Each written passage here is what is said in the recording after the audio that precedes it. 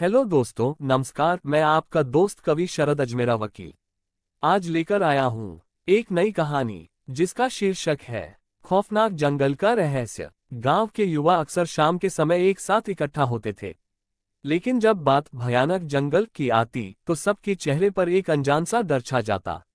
लोग कहते थे कि वहां की हवा में किसी खोई हुई आत्मा का विलाप है। सावन के महीने में जब बादल थम जाते थे और बिजली कड़कती थी, उस समय जंगल की गूंज ने गांव के लोगों में दहशत भर दी थी। किसी ने कहा वहां पर एक लड़की खो गई थी जिसने अपनी जान दी। हर साल उसकी आत्मा अपने खोए हुए प्यार की तलाश में जंगल में भटकती रहती है। लोग ताली बजाकर अपनी बात को दबी आवाज में सुनाते, लेकिन किसी ने भी उसे प्रकट करने की हिम्मत नहीं की। राहुल, साक्षी, नितिन और प्रिया ने ठान लिया कि वे इस जंगल की सच्चाई का पता लगाएंगे। एक रात जब चांद आसमान में चमक रहा था, उन्होंने अपने बैग में कुछ खाने पीने का सामान और एक टॉर्च भरकर जंगल की ओर बढ़ना शुरू किया। तुम सब जानते हो कि यह सिर्फ एक कहानी है, राहुल ने कहा। अच्छा, तो तुम हमें यकीन दिलाते हो कि हम सही हैं? साक्षी ने उसे शरारती नजरों से देखा। जंगल में कदम रखते ही उन्हें अचानक एक ठंडी हवा का झोंका महसूस हुआ। पेड़ों की शाखाएं वैसे ही झूम रही थी जैसे कि कुछ उस पर ध्यान दे रहा हो। यहाँ का वातावरण कुछ अजीब है, नितिन ने कहा। जंगल में गहराई में प्रवेश करते हुए चारों दोस्तों ने एक खुला स्थान खोजने का प्रयास किया। जब उन्होंने जमीन पर एक जगह साफ की तो अलाव जलाने का प्रयास किया।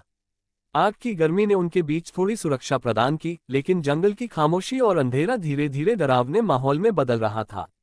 तुम सबको पता है, यहाँ अक्सर कुछ लोग गुम हो जाते हैं, नितिन ने एक डरावनी कहानी सुनाना शुरू किया।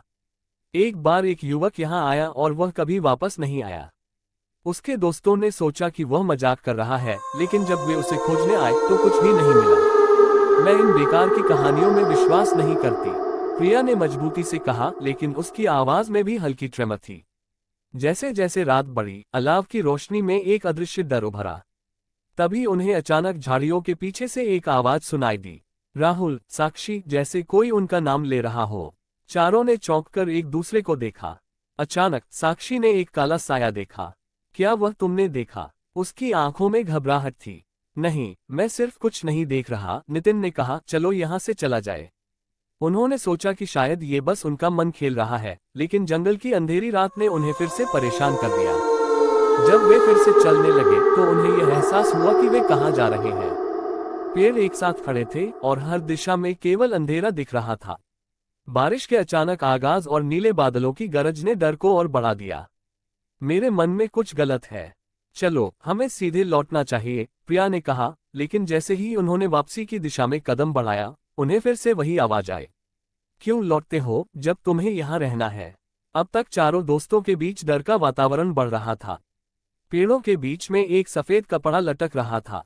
वे उसकी ओर बढ़े। जब उन्होंने उसे जांचा तो वह एक पुराना दुपट्टा था। अचानक आवाजें फिर से गूंजने लगीं, लेकिन इस बार वे उनके कानों में नहीं, उनके दिलों में सुनाई दे रही थी। राहुल, साक्षी, इस बार आवाज बहुत करीब थी। आवाज सुनकर सब स्थिर रह गए और तभी साक्षी ने देखा कि वह काली छाया एक बार फिर से आ रही है। चुपचाप वह उनके पास पहुंच गई और सभी ने एक साथ चिल्लाया। सभी ने कदम पीछे खींच लिए, लेकिन वो लड़की एकदम पास थी। मैंने तुम्हें बुलाया, उसने कहा, और उसके चेहरे पर एक अजीब सी मुस्कान थी। उसके सिर से गिरते बाल रोशनी के बीच चांदनी जैसे कंधों तक फैल गए थे। क्या तुम यहाँ उलझी हुई हो? साक्षी ने मुश्किल से कहा। तुम यहाँ रहोगे, तुम मेरी मदद करोगे, उसने कहा। उसी वक्त सभी ने उसकी ओर देखते हुए एक अजीब सी खामोशी में खो गए। जैसे ही उसकी आंखों में ताकने लगे, अचानक चारों दोस्तों को एक झंझट सा महसूस हुआ। वे खुद को उसी स्थिति में पा रहे थे जैसे वे पहले कभी थे। उसी जगह पर, उसी घड़ी में, लेकिन यह आवाज अब केवल उनके चारों के लिए थी। तुम बच नहीं सकते, तुम्हें यही रहना होगा। हम यहाँ क्यों हैं? नितिन ने पूछा। क्योंकि तुमने मुझे भूलने नहीं दिया, उसने एक डरावनी हंसी के साथ कहा। साक्षी ने कहा, हमें यहाँ से जाना होगा। तेजी से भागने का प्रयास किया, परंतु चारों दिशाओं में एक ही पेड़, एक ही जगह और एक जैसे आवाजें सुनाई देती रही। उन्होंने लौटने का हर प्रयास किया, पर हर बार रास्ता खो जाता था। मैं यहाँ से नहीं जाऊंगी, साक्षी चिल्लाए, उसकी आंखों में आंसू थे। मैं तुम्हें नहीं छोड़ूंगी, साक्षी, वापस आओ, राहुल चिल्लाया, परंतु उसका शब्द जंगल की अंधेरी आवाजों में खो गया। जैसे ही वे फिर से साक्षी को ढूंढने लगे, उनकी आंखों के सामने अंधकार गहरा हो गया। सब कुछ शांत था, केवल साक्षी की चीख सुनाई दी। एक पल में वह डरावनी आवाज फुसफुसाने लगी, तुम सबको मेरी सिर्फ एक चीज चाहिए, एक नया साथी। सुबह होने पर चारों का सामना नियंत्रण में देखने में आया, लेकिन साक्षी कहीं दिखाई नहीं दी। नितिन के साथ सभी ने उसे पुकारा, पर उसकी आवाज कहीं से नहीं आई। यह एक नासमझी भरी सुबह थी। क्या ये सब सच है? प्रिया ने कहा, और उसकी आंखों में आंसुओं की लकीरें थीं। जंगल में किसी ने उनकी मदद नहीं की। वर्षा की तस्वीर में कोई जीवित कहानी छिपी थी। कितने ही लोगों ने इस जंगल में जाने की कोशिश की थी, लेकिन साक्षी की चीख हमेशा उसी जगह गूंजती रही। गांव में फिर से सर्दी थी और लोग रात में जंगल के किनारे बैठते थे।